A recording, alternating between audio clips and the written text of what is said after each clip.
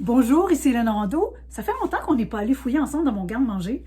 J'avais une petite idée en tête, en fait, pour nous remonter le moral là, collectivement. Qu'est-ce que vous diriez d'un bon dessert, un beau gâteau populaire, qui est peut-être un des gâteaux préférés de ma fille Juliette, qui est le gâteau aux carottes.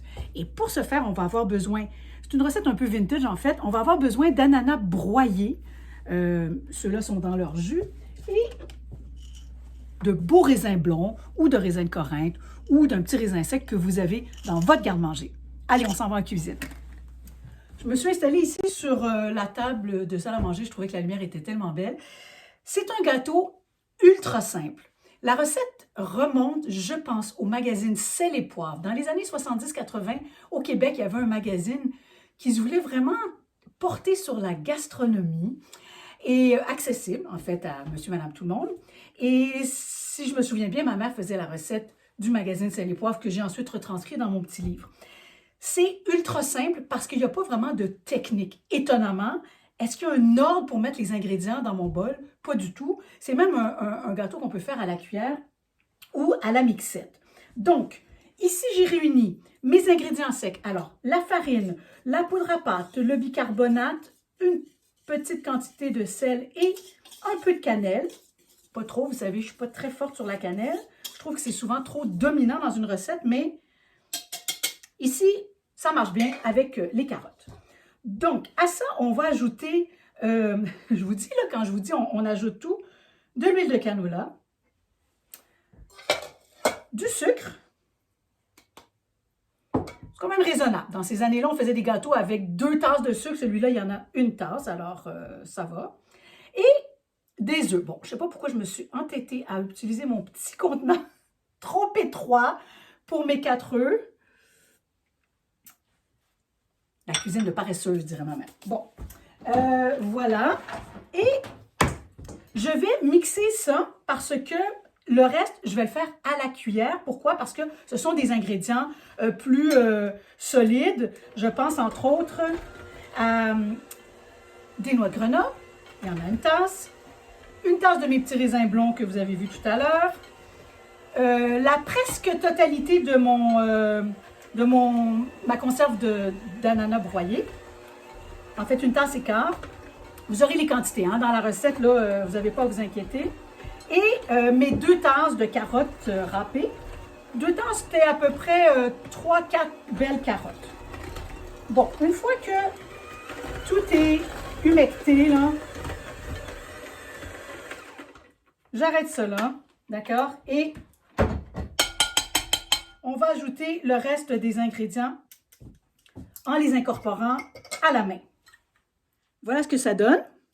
Tous des beaux ingrédients qu'on aime, qu'on va tout simplement incorporer sans trop mélanger, là, mais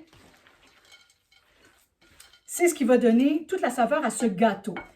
Après ça, ben, il y aura un beau glaçage bien sucré avec du fromage en crème, un peu de vanille. Je vais tout vous montrer ça pendant que le gâteau va cuire, en fait. Et parlant de cuisson du gâteau, c'est un gâteau que j'aime faire dans un moule à cheminée, un moule tubulaire. Mais là, je suis au chalet, j'ai pas de moule tubulaire. Alors, on fait avec les moyens du bord. J'ai pris un grand Pyrex comme ceci, de 9 pouces par 13 pouces et 2 pouces de hauteur. Encore une fois, ce sera indiqué.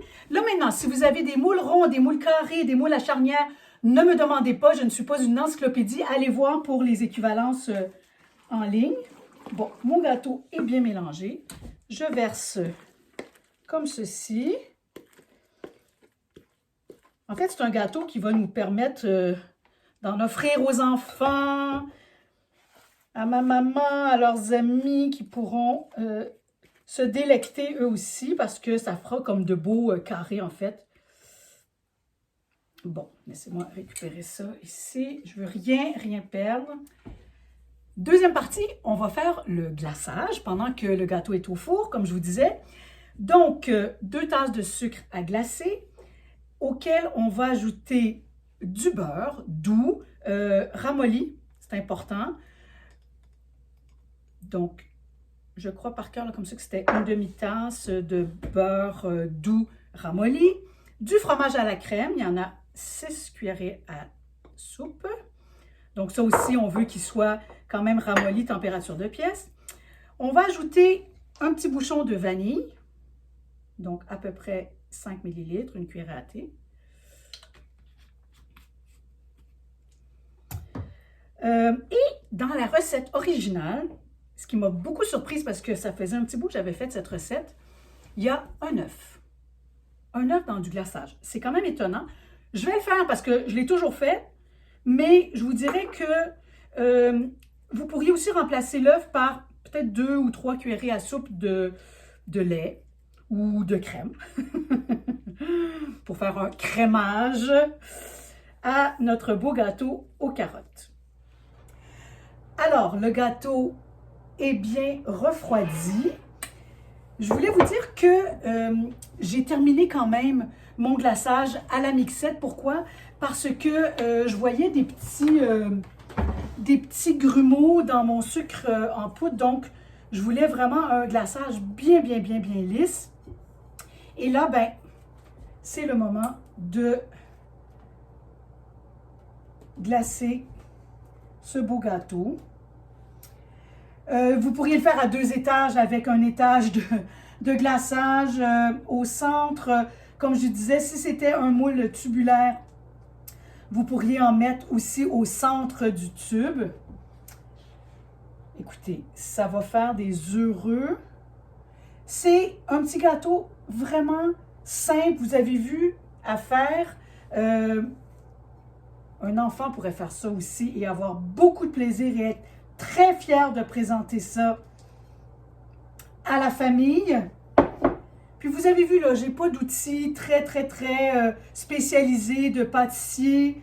C'est vraiment ce que j'ai ici sous la main. Il ne faut pas s'empêcher de faire des choses qui ne ressemblent pas nécessairement à un cover de magazine. Et là, ben, j'ai un petit peu de noix hachette, attendez que vous me voyez bien. Je vais mettre quelques petites noix de Grenoble. Mais, tu sais, vous êtes allergique, vous en mettez pas, hein?